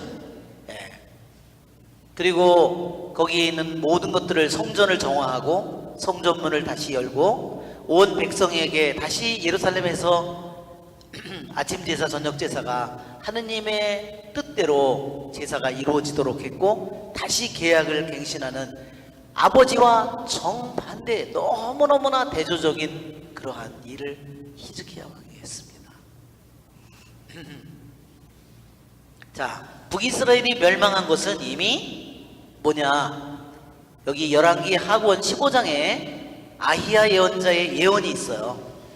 열왕기 하권이 아니라 상권, 열왕기 상권 14장을 한번 펴보세요. 열왕기 상권 14장, 열왕기 상권 14장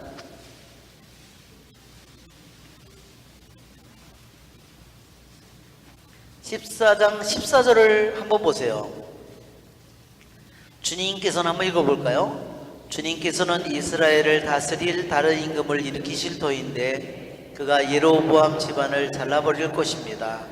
주님께서는 이스라엘을 치셔서 갈대가 물속에 흔들리는 것처럼 만들어 놓으실 것입니다. 주님께서는 그들의 조상들에게 주신 이 좋은 땅에서 이스라엘을 뽑아 그들을 유프라테스강 저쪽으로 흩어버리실 겁니다. 그들이 아세라 목상들을 만들어 주님의 분노를 돋우었기 때문입니다. 예로보암이 혼자만 지은 것이 아니라 이스라엘까지도 죄짓게 한 그 죄 때문에 주님께서는 이스라엘을 넘겨버리실 것입니다. 예로보암의 여기가 이제 이미 여기 열왕기 상권 14장 15절에 이미 북이스라엘이 어떻게 해서 유프라테스강 쪽으로 그쪽으로 귀향을 갈 것인지 이미 아히야 예언자를 통해서 오래전에 이미 예언이 되어 있다는 겁니다. 그 예언이 이루어진 거예요. 왜? 하느님과의 계약을, 이 예언자의 말을 받아들이지 않고 고집세게 그 길을 걸어간 그들에게 그 일이 이루어진 거고, 신명기 28장을 보세요. 신명기 28장. 신명기 28장에 계약에 따른 저주가 있는데, 예, 우리들에게도 언제나 나의 삶에도요, 축복의 길과 저주의 길이 나에게 항상 놓여져 있는 거예요. 여기에 27장, 신명기 27장을 보면 율법의 돌이 있죠, 제목이. 그 다음에 12가지 저주가 있죠. 그 다음에 28장에는 순종에 따르는 복이 있어요.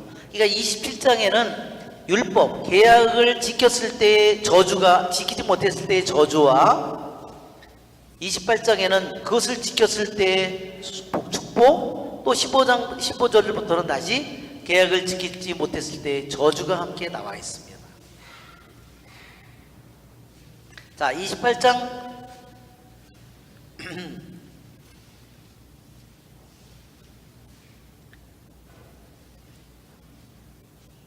자, 28장 63절을 한번 보세요. 주님께서 저주예요. 만약에 계약을 지키지 못하면 주님께서 너희가 잘되고 번성하게 하시기를 좋아하신 것처럼 너희를 멸절시키고 멸망시키기를 좋아하실 것이다. 그러면 너희가 차지하러 들어가는 땅에서 너희는 뿌리째 뽑히고 말 것이다.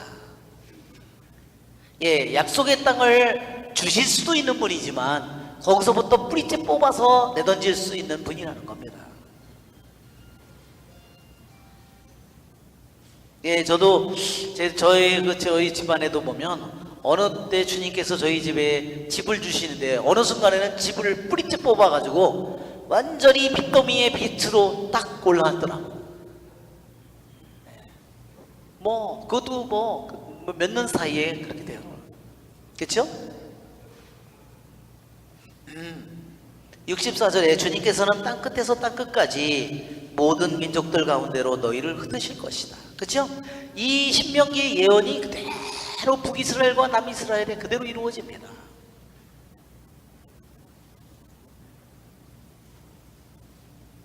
그러니까 우리는 이것이 과거의 사건이 아니라, 과거의 일이 아니라 이것이 나의 운명에도 그대로 나에게도 항상 모든 게 내 운명이 이미 다 결정되어 있는 것이 아니라 나에게도 내가 축복의 길을 갈 수도 있고 저주의 길을 갈 수도, 이것이 항상 우리들에게 놓여 있다는 겁니다.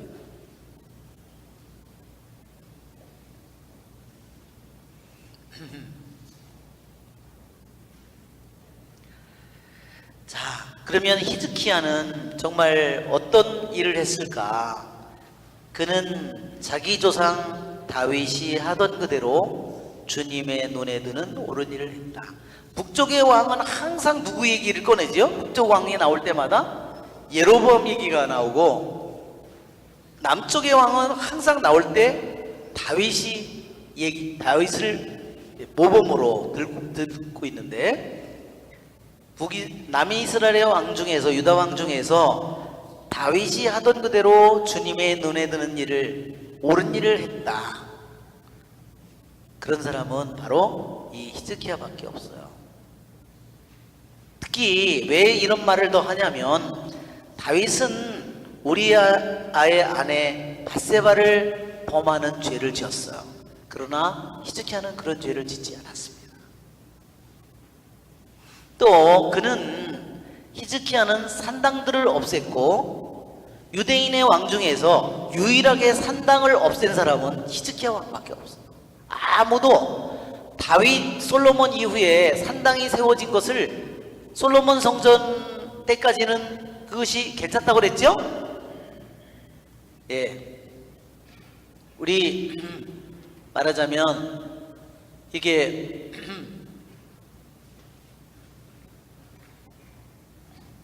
너무 위로 올라갔네.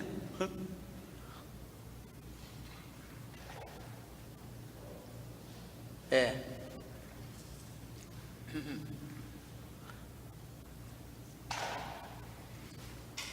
좌우지간, 이게 뭔지 아시죠? 사회인데 이렇게 막, 이게 요르단강, 이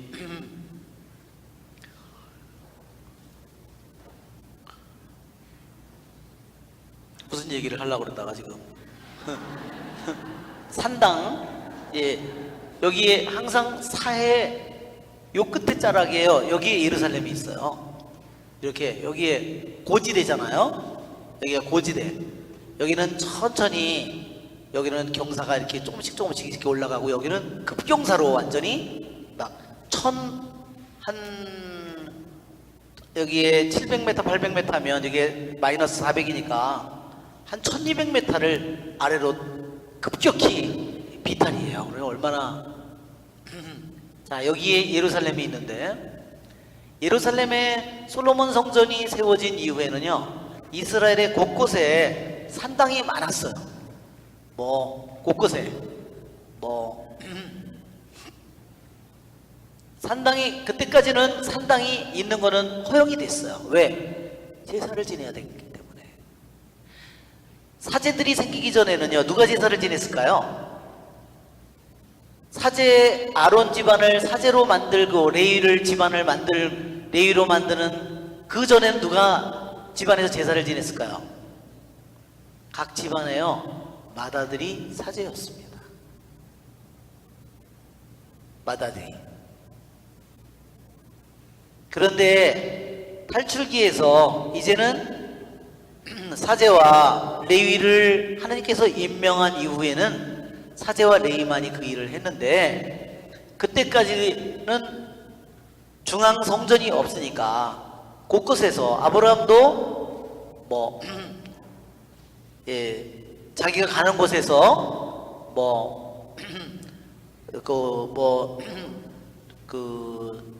참나무, 이런 상수리 나무 있는 그런 곳에다가 제단을 만들어 놓고 하나님께 경배를 드리고 그러잖아요. 이럴 때는 허용이 되는데, 솔로몬 성전이 세워진 이후에는 다 산당의 제사가, 말하자면 솔로몬 성전이 세워진 이후에는요, 나머지 어디에서도 제사를 지낼 수 없게 된 겁니다.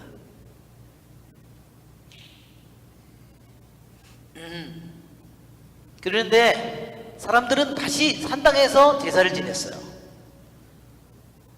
믿음이 왜 그러냐면, 솔로몬은 솔로몬 성전을 세웠지만, 솔로몬은 이미 예루살렘에다 뭐를 만들었어요?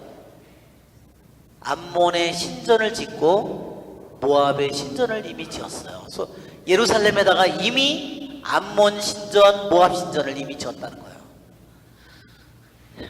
하느님께 영광을 드린 드린 것도 있지만 한편으로 하느님에게 너무너무나 커다란, 말하자면 불경을 저지른 거죠.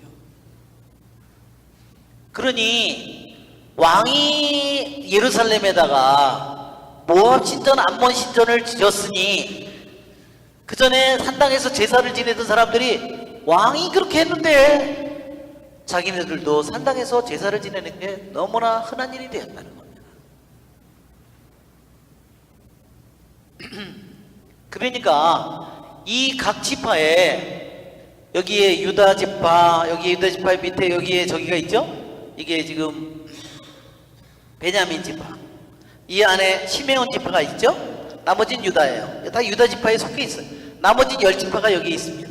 10지파가 여기에 므낫세 지파 반, 갓 지파, 이게 룻 지파, 루벤 지파, 나머지 이게 여기에 뭐 므낫세서부터 여기 제일 중요한 것이 에프라임 지파죠.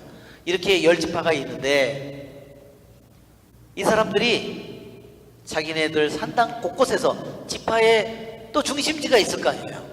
그러니까 거기서 제사를 지내는 겁니다. 왜? 왜 그렇게 됐을까요? 너무 편안한 거예요. 멀리 갈 필요가 없고 가까이 조금만 가면 거기서 제사를 지낼 수 있으니까.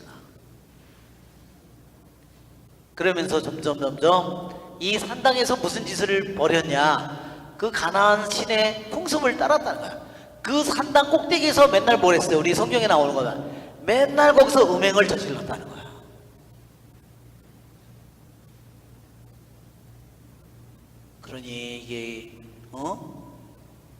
그러니 이게 없앨 수가 참으로 힘든 거예요. 이게 결국은 이 산당을 없앤 유일한 왕이 바로 히스기야입니다. 히스기야가 산당을 없앨 때 얼마나 강한 반대를 받았을까 우리는 짐작할 수 있어요. 왜? 이제까지 어떤 왕도 이것을 없애지 못했다는 거예요. 그것은 가장 커다란 반발과 반대를 받는 거예요, 히스기야가. 그러나 거기에 대해서는 얘기가 없습니다. 우리는 짐작할 수 있는 거죠. 그리고 기념기둥을 부쉈고, 산당이 있으니까 거기다가 아세라 말뚝을 받고, 그쵸? 이게 바알은 되게 돌로 만들었고요, 아세라는 나무로 만들었다는 겁니다. 모세가 만든 구리뱀을 조각냈다. 예, 우리가 이 도표를 보면 이렇습니다. 자, 여기에 보면 메데 페르시아죠? 이게 페르시아만이고 메데 페르시아. 그러니까 아시리아가 패권을 잡았다가 다시 여기에 있는, 이쪽에 있는 바빌론이 패권을 잡았다가 다시 메데하고 페르시아가 다시 패권을 잡았다가 다시 그리스가 패권을 잡았다가 로마가 패권을 잡았다가 이런 식으로 점점 패권이 옮겨가는 겁니다. 그전에는 이집트가 다 주로 많이 있었죠. 자, 필리스틴 5째 우고, 자, 이게 그림을 그려놓은 겁니다. 자, 남쪽에 그 왕을, 르호보암, 아비야, 아사, 여호사밧, 아주 나쁜 왕, 남쪽에 좋은 왕, 그 다음에 아주 개혁을까지 일으킨 훌륭한 왕. 훌륭한 제일 개혁을 일으킨 왕은 여호사밧, 요아스는 또 여호아스라고도 그래요. 요아스를 앞에 여를 붙여서 여호아스라고. 그래서 이 요아스 왕은 북쪽 왕도 있고 남쪽 왕도 있죠. 이 요아스 왕이 남쪽에도 있고 북쪽에도 있어요. 비슷한 시기에. 그 다음에 히스기야, 나중에 나오는 요시야 개혁. 이렇게 이 왕들은 개혁을 일으켰어요. 이 요아스 왕은 누군지 알죠? 대사제 여호야다가 태어나자마자 아달리아가 다 자기 아들이 왕이 죽은 거를 알고 왕족을 다 죽여버리잖아요. 자기 손주까지 다 죽여버리잖아요. 왜? 자기가 모든 거를 지려고. 자기는 북쪽에서 온 여자거든, 자기는. 그러니까 모두 죽일 때 그때 살아남아서 7살이 될 때 숨어서 7년을 나중에 이게 요아스 왕이죠. 근데 요아스가 나중에 여호야다의 아들을 죽였죠. 그게 나중에 어떻게 됐어요? 나중에 요아스가 암살을 당했죠. 그렇지만 요아스는 많은 개혁을 했어요. 히즈키야 그리고 요시야. 이제 두루마리가, 율법의 두루마리가 발견되면서 이제 개혁을 일으킵니다. 자, 안경을 안 썼는데 지금 안경을 썼는 줄 알고 지금.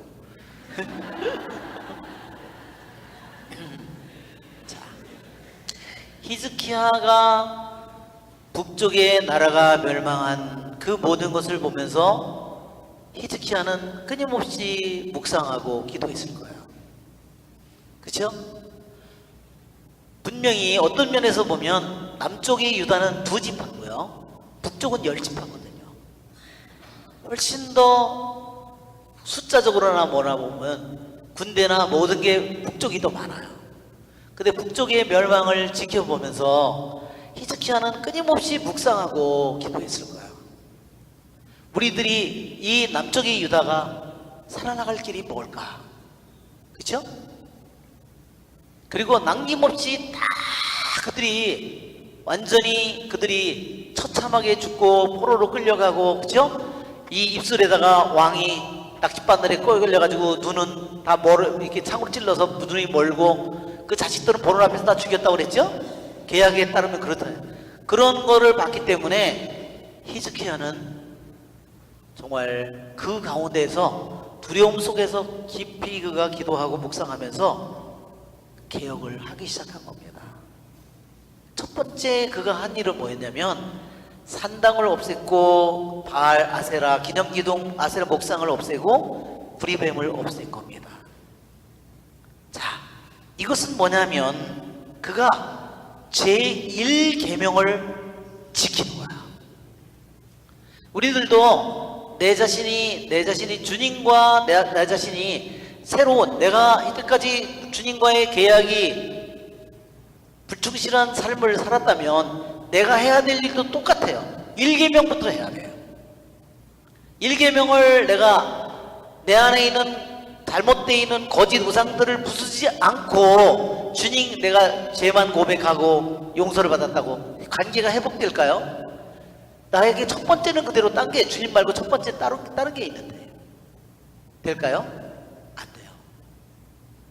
그래서 우리는 히즈키야의 종교개혁을, 우리는 이것이 한 왕이 일으킨 개혁이 아니라 나도 주님과의 관계 속에서 내가 개혁을 하려면 나도 똑같이 해야 됩니다. 첫 번째 거가 뭔가를 쫓아내야 됩니다. 산당에서 제사를 지내서 수입이 또 얼마나 많이 들어왔을까요? 그죠? 거기에 있는 사제들은 거기서 많은 수입을 얻었을 거 아니에요. 그도 산당에 가서 또 죄를 지었어요. 거기에 있는 신전에 있는 바알신이라든지 아세라신, 거기에 있는 여자 사제, 남자 사제라고도 그러고 남창, 여창이라고도 불러요. 맨날 거기 가서 관계를 맺은 거 아니에요. 그러니 얼마나 잘라버리기가 힘드냐고, 사실. 오늘날 우리나라 공창 마냥, 그죠? 아니 예배를 드리러 가가지고 관계를 맺고 돌아오니 아주 미치고 한장을 노르시지 뭐야. 그래? 이런 편리한 시스템이 어디 있어요? 세상에. 그렇죠? 그러니 이게 뿌리를 뽑기가 정말로 힘든 거예요. 왜 산당을 없애는 게 그렇게 힘들었는지를 우리는 짐작해 볼 수 있습니다. 자, 모세가 만든 구리뱀을 조각냈다 그랬습니다. 자, 민수기 21장을 한번 보세요. 그러면 모세가 만든 구리뱀, 민수기 21장. 자, 구리뱀은 누가 만들라고 했나요? 우리들이 절대로 잊어서는 안 되는 것은 구리뱀을 만들라고 명령을 내린 사람은 주님이에요. 21장. 자, 4절부터 우리가 읽어볼까요?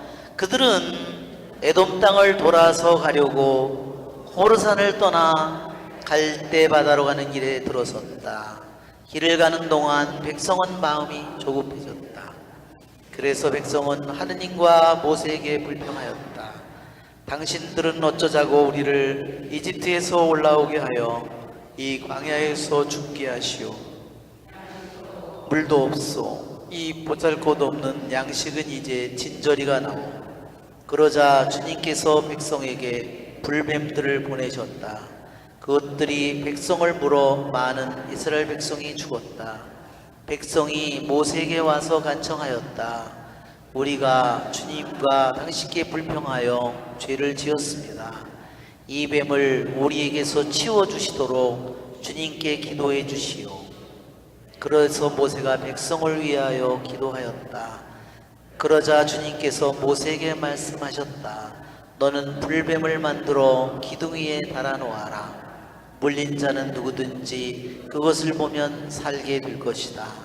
그리하여 모세는 구리뱀을 만들어 그것을 기둥 위에 달아놓았다. 뱀이 사람을 물었을 때 그 사람이 구리뱀을 쳐다보면 살아났다.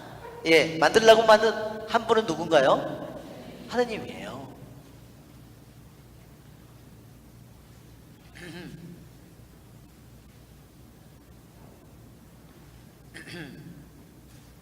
우리는 하느님께서 이 불뱀을 그들이 통해서 그들이 구원을 받도록 하느님께서 준비하신 거죠. 그렇죠? 자, 지혜서를 한번 보세요. 지혜서 16장.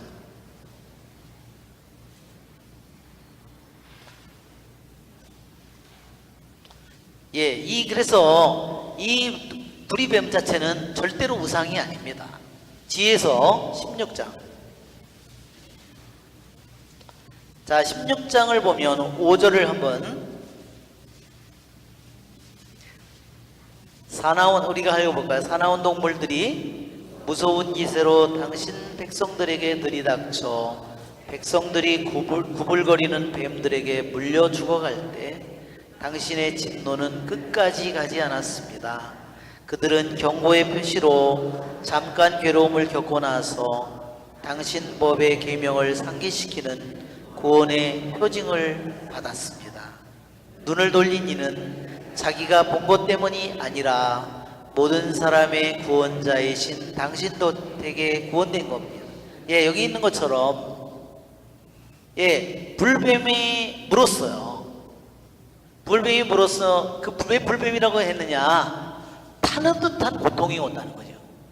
그 독이 들어가서 물면 타는 듯한 고통이 오면서 죽어가는 거잖아요. 독이 퍼져서. 그런데 이미 독은 몸에 퍼져 있는데도 하느님께서는 구원을 준 방법 여러 가지로 그분이 한마디 말씀으로도 독을 없앨 수 있지만 이 기둥에다가 구리뱀을 만들어 달게 하셨습니다. 그것은 왜냐? 여기 있는 것처럼 구원의 표징을 그거를 하느님께서 만들어 주셨다.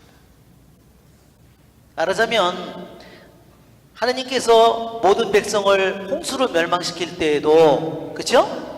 노아에게 방주를 만들라고 하셨죠? 노아의 방주도 일종의 구원의 표징이죠. 만들라고 한 것은 분명히 주님이죠. 또 솔로몬 성전에는 아무 형상도 없어야 되죠. 말하자면 개신교의 생각대로 한다면 솔로몬 성전에 아무런 형상도 없어야 돼요. 그러나 앞에 있는 지성소 천막도 다 천사의 형상이 거기 생겨져 있어요. 벽에는 어떨까요? 벽에도 다 야자수라든지 수많은 열매라든지 수많은 형상이 그려져 있어요. 지성소에는 또 뭐가 있어요? 계약의 궤가 있어요. 그것을 만들려고 한 분은 누구예요? 하느님이세요. 그 자체가 결코는 우상이 아니다 하는 겁니다. 자, 여기서 7절의 지혜서에 있는 것처럼 눈을 돌린 이는 자기가 본 그 구리뱀 때문이 아니라 구리뱀이 자기를 구원한 것이 아니라 모든 사람의 구원자이신 당신 덕택에 즉 하느님 때문에 구원을 받았다 그랬습니다. 즉 구리가 자기네들을 구원한 것이 아니라 구리뱀이라는 하나의 표징을 통해서 하느님께서 은총을 주셨다는 거죠. 그렇죠? 자, 요한복음에도 사람의 아들이 높이 달려야 된다고 했잖아요, 예수님께서. 자, 그렇기 때문에 이 구리뱀이라는 구원의 표징이 요한복음 3장을 한번 보세요.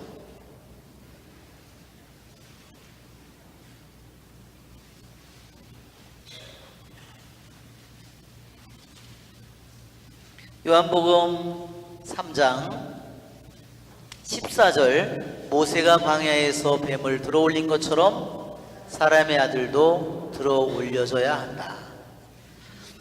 예, 예수님께서 왜 당신을 구리뱀이라는 구원의 표징으로 왜 예수님께서 당신을 사람들에게 말씀하실까? 이 구원의 표징은 절대로 필요 없는 게 아니에요. 예, 이게 옛날에 전쟁의 모습을 이렇게 저기 성벽을 높이 쌓았잖아요. 성벽을 올라갈 수가 없잖아요. 그러니까 2, 3년 동안 포기를 했어요. 그럼 어떻게 하느냐? 계곡에다가 흙을 저렇게 쌓아놓는 겁니다. 흙을 계속 쌓아가지고요, 성벽 높이까지 계단처럼 만드는 거예요. 저걸 램프라고 합니다. 램프. 저기 불 켜는 램프가 아니고 램프. 네. 전쟁을 이렇게 저렇게 말하자면, 이게 여러분 병원 차에 보면 이렇게 된 거 보이셨죠? 마크가. 저게 바로 구리뱀을 의미하는 겁니다. 구리뱀. 저것은 구원의 표징이에요. 즉, 독이 이미 들어가 있는데도 그 구리뱀이라는 표징을 하느님이 말씀하신 것, 하느님은 그걸로 그들을 치유하기를 원하셨습니다. 마찬가지로 주님께서는 우리들이 사탄의 독이 우리들에게 이미 다 들어가 있어요. 생각에도 들어가 있죠? 어떤 사람은 말하자면 돈이 최고야. 돈이 말하는 거지 뭐. 그러면서 돈이 최고야. 그러면 그런 사고방식이 내 머릿속에 그건 뭐야? 머릿속에 이미 들어온 독이에요. 그게 언제 떠날까요? 내가 하느님의 말씀을 받아들여서 내 생각이 바뀌어질 때 하느님의 말씀에 의해서 그 독들이 빠져나가는 거죠. 내 의지가 하느님보다 아하즈처럼 하느님보다 아시리아 대왕이 더 대단하다고 그렇게 생각을 하고 그렇게 뜻을 품고 있어요. 그것이 바로 그게 사탄의 독이죠. 그렇죠? 그것이 세상의 독이고, 그렇지만 주님께서는 비록 사탄의 독이 들어가 있다 하더라도, 사탄의 노예가 되어 있다 하더라도 당신을 통해서, 십자가에 달리신 당신을 통해서 우리를 구원해 주시기로 그분은 이미 계획하셨습니다. 그것이 바로, 그래서 구원의 표징 구리뱀이 필요 없는 게 아니에요. 그렇죠? 구원의 표징은 반드시 우리들에게, 왜? 구원이 무엇인지를 구리뱀이 보여준다는 겁니다. 왜? 독이 이미 우리들 몸속에 다 들어와 있다 하더라도 내 몸속에, 내 시각 속에, 청각 속에, 내 기억 속에, 내 지성 속에, 의지 속에, 내 오장육부에 다 들어와 있다 하더라도, 그러나 주님께서는 그 나무에 매달린 구리뱀처럼 그분은, 예수님은 십자가에 매달려서 높이 들어 올려지는 예수님을 통해서 그분은 우리들에게 구원을 가져다 주신다는 겁니다. 그러니까 구원의 표징이 필요해요? 안 필요해요? 필요해요. 반드시. 왜? 주님이 무엇인지를, 예수님이 누군지를 우리들에게 보여줍니다. 그런데 문제는 뭐냐면 그 구리뱀을 말하자면 우상화한 것이 죄다 하는 겁니다. 구리뱀은 결코 구원의 표징이지 구원의 하느님이 결코 아니라는 겁니다. 자, 그런데 왜 예수님은 하필이면 뱀일까요? 예, 예수님은 인간이 되어 오셨잖아요. 그러니까 인간이 되어 오신 예수님은 유대인들의 생각으로는요, 인간은 절대로 하느님이 될 수 없다고 생각했어요. 그러니까 인간으로 온 예수님은 죄에 이미 물든 인간이라고 생각했어요. 그렇기 때문에 사람들의 눈으로 볼 때 예수님은 뱀의 모습을 지닌 거예요. 즉 죄의 모습을 지닌 거죠. 죄의 본성을 지닌 것처럼 사람들에게 보인 거죠. 그렇지만 진짜 뱀은 아니에요. 그렇죠? 모습은 뱀처럼 죄의 본성을 가진 것처럼 인간이기 때문에 본성을 가진 뱀의 모습을, 인간의 모습을 가지고 있지만 그분은 진짜 뱀이 아니라 뭐예요? 구리뱀이에요. 그러기에 그분은 모든 우리의 죄성을 다 짊어지고 간 거예요. 뱀은 아니지만 뱀과 같은 모습을 가진 거죠. 그게 구리뱀이에요. 뱀은 바로 한마디로 이 뱀이라는 상징은 죄성을 의미하는 겁니다. 이해가 되시죠?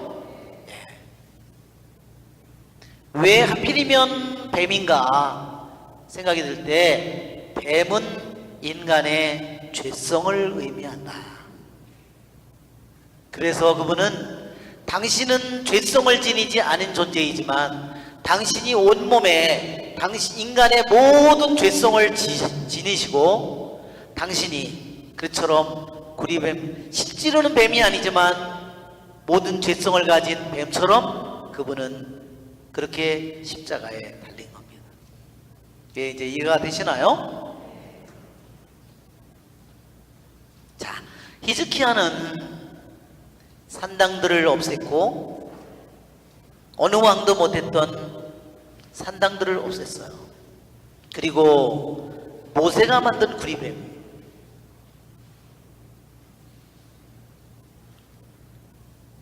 그래요. 그래서 모세가 만들었기 때문에 또 하느님의 말씀에 의해서 만들었기 때문에요, 그 구리뱀을 없애기 힘들었을 거예요. 그 전에 왕들도 그래서 못 없앤 거예요. 그런데 히스키야 왕은 왜 그것을 없앴느냐? 그것은 백성들의 유익을 위해서 없앤다는 겁니다.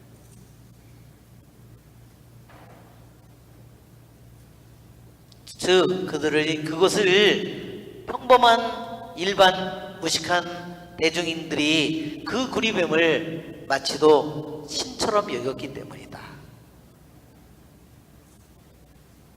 그래서 이스라엘 자손들이 그때까지도 향을 피웠다. 향은 누구에게 피워요?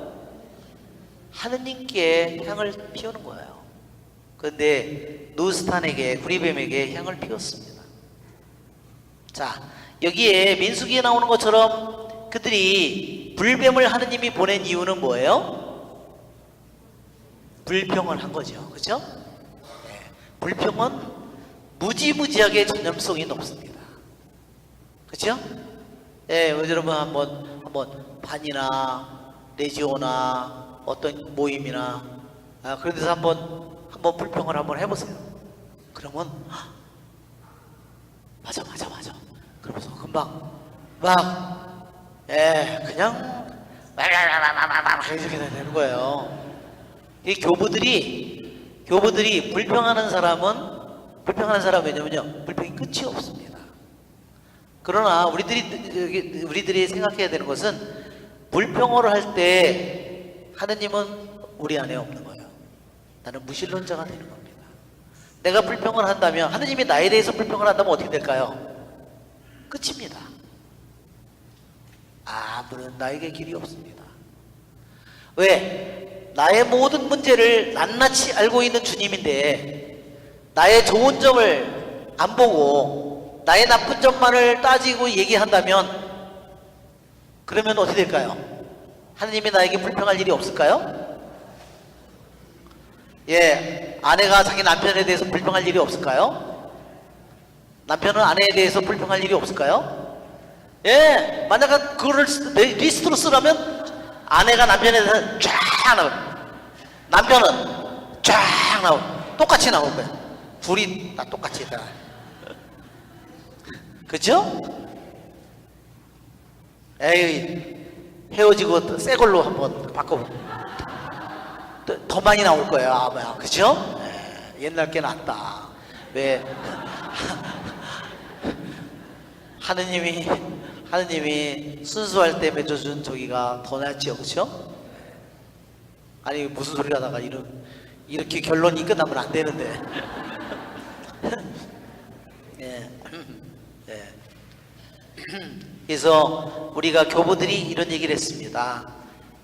탈출기에 보면, 탈출기 민수기에 보면 그 광야를 40년 동안 가는 백성들이 끊임없이 불평이 오잖아요. 불평이. 그 불평이, 그게 마치도 교부들은 뭐라 하냐면 개구리 소리가 나간다 그랬어.